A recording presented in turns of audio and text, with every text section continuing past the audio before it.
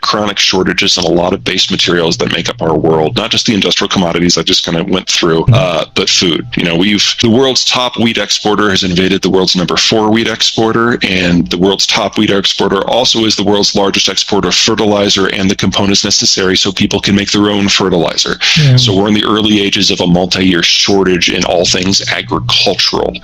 Russia's also a big player in the aluminum market, or it was, not anymore. They're also big in copper. That hasn't gone to zero yet. It's on its way down. Platinum group materials, for example, especially palladium, which does double time with silicon and semiconductors. The problem as you're looking at all of these, however, is that sourcing is critical. One of the biggest disservices, in my opinion, that the financial sector has done for us all over the last 20 years is become used to this environment where capital is flush and liquid and we can invest in everything and we don't have to be all that discerning. Because if the money is free, why the hell not? Well, the money's not free anymore.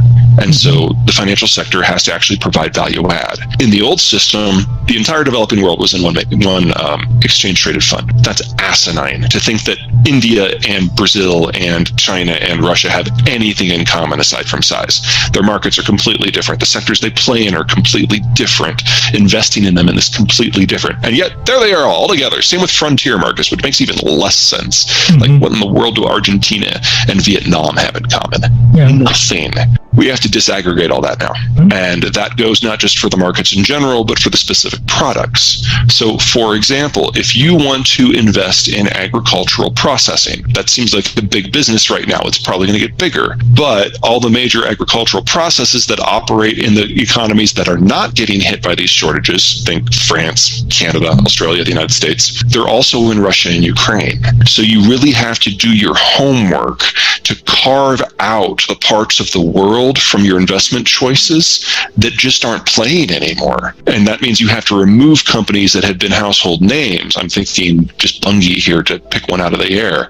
That is not inappropriate if you want to take advantage of this boom we're going to see in demand for those products in an era of scarcity. How about building materials? That's messy because a lot of them are closer to home. Overall, I think that's a great idea, but you have to be really, really careful of what the sourcing is and where the companies that are producing that material are selling into. So, for example, if you're selling into the United States, particularly in the Mountain West, the Southwest, or the South, that is where the boom in the United States is going to be in residential real estate for at least the next 15 years. People are moving there because it's warmer. That's the boomers. People are moving there because it's cheaper. That's the millennials having families. And nobody wants to be on a metro where they might get COVID again. So, everyone's moving into that kind of arc. That's, as a rule, not how we decide where we get the stuff that goes into it. You either have local companies that are not publicly traded, or you have international ones that are like bringing in wood from Canada. And untangling that mess requires a brain that's bigger than mine. But the United States, for at least the next 5 years, strongly inflationary.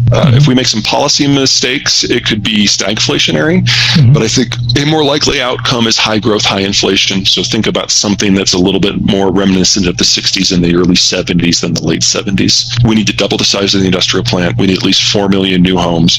We're a magnet for migrants, skilled and unskilled.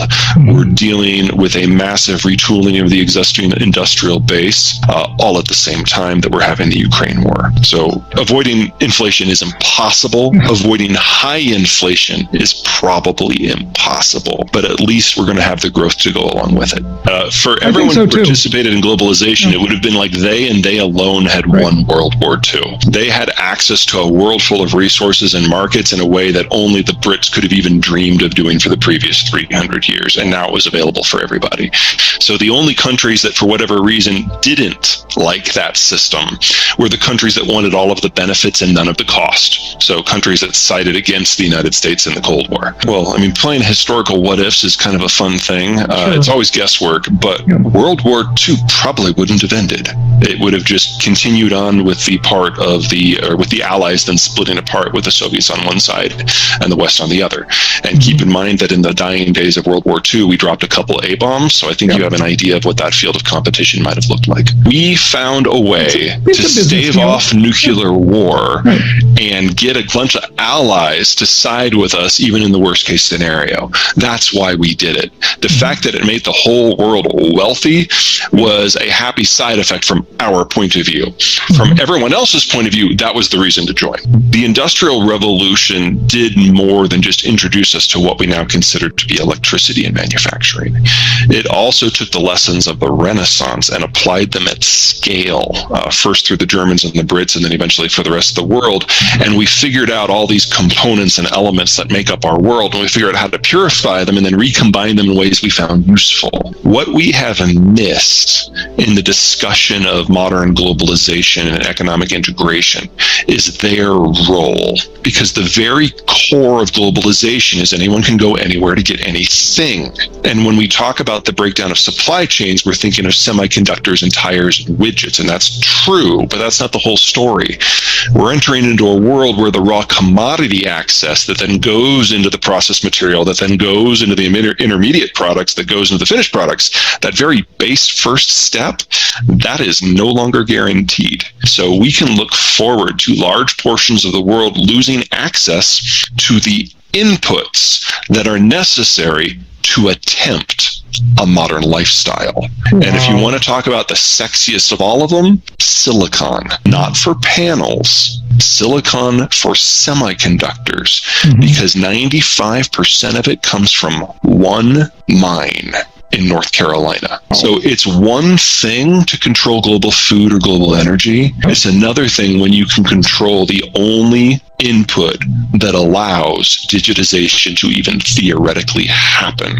And the United States is going to have to figure out what to do with that over the next decade. We're entering into a world where there's not enough energy and there's not enough food, and where we're going to prioritize our own manufacturing. These are all strategic choices that we're going to make either by choice or failure to make one. When you get to semiconductors, though, when it's all coming from one place, that's an entirely other level. Because if you can't get enough energy, yes, your car stops. Yes, the lights go out. This is bad. But if you can't get any microchips, you can't even pretend to catch up in any sector at all. Manufacturing, especially for things like electronics, it does best. It's most efficient when it can tap different wage levels and skill levels.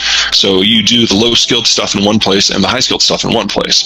And for the last 25 years, that has made China very successful. They do the assembly, they do the low end, and they do it at scale. So they can then have the intermediate and the higher end parts elsewhere in East Asia or maybe even in North America. And there's a lot of back and forth, and the average manufactured product crosses a border at least 100 times. Even in automotive in the United States, if you're taking each individual piece, you're talking like 25,000, maybe 30,000 border crossings. It's massive. In the world we're moving to, that's going to be harder to do. But the United States has Mexico. So we've got 130 million Mexicans, 35 million northern Mexicans very proximate to the border, and we can still play in that old style manufacturing. At the same time, we have the best capital structure to bits and pieces moving into the new style. And the consumer base is right here, both in the United States and Mexico.